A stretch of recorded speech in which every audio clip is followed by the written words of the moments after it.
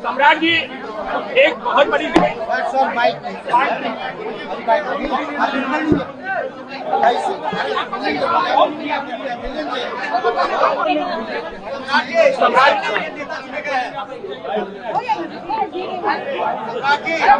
जिम्मेदारी मिली है।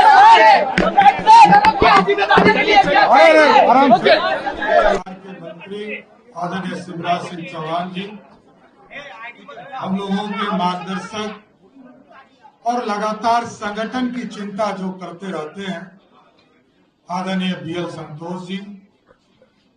प्रदेश में लगातार संगठन को मजबूत करने का काम भारतीय जनता पार्टी के प्रदेश के अध्यक्ष संजय सरावगी जी, इस मंच पर उपस्थित प्रदेश के संगठन के प्रभारी और लगातार संगठन को मजबूत करने का काम कर रहे आदरणीय विनोद तावड़े जी, सह प्रभारी आदरणीय दीपक प्रकाश जी और इस मंच के सामने उपस्थित हमारे सभी वरिष्ठ नेतागण, केंद्र सरकार के सभी मंत्रीगण, यहाँ पर उपस्थित सभी माननीय सांसदगण, माननीय विधायकगण, कोर कमेटी के सभी सदस्यगण, विधान परिषद के सभी सदस्यगण, माननीय विधायकगण। आज साथियों,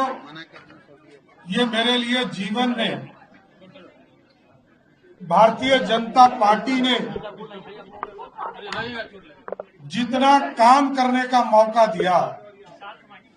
मैं ये कह सकता हूं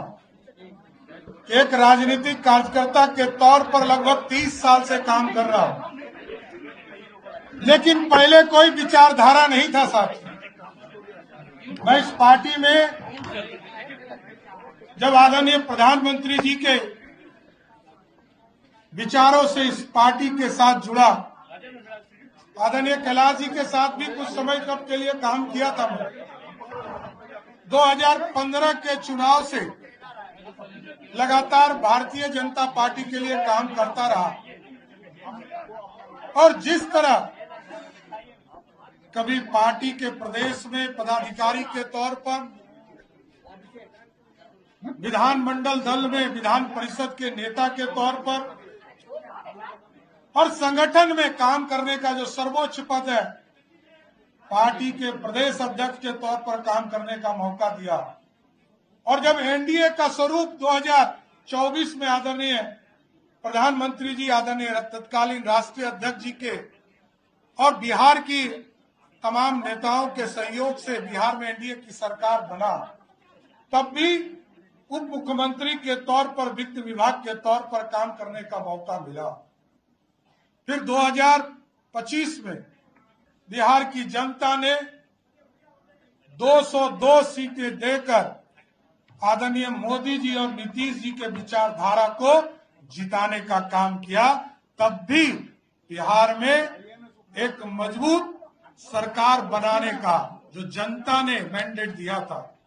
बिहार में उप मुख्यमंत्री और गृह मंत्री के तौर पर काम करने का मौका दिया। आज मैं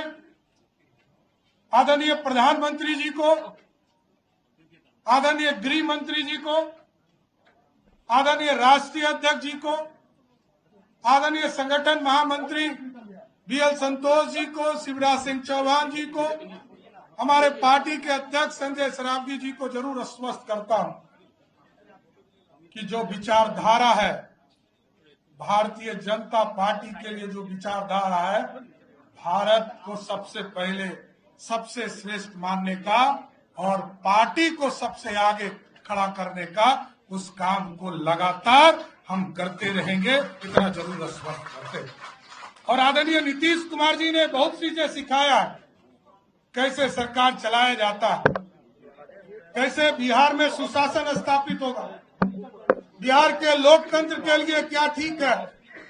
मैं तमाम लोगों को जरूर आश्वस्त करता हूं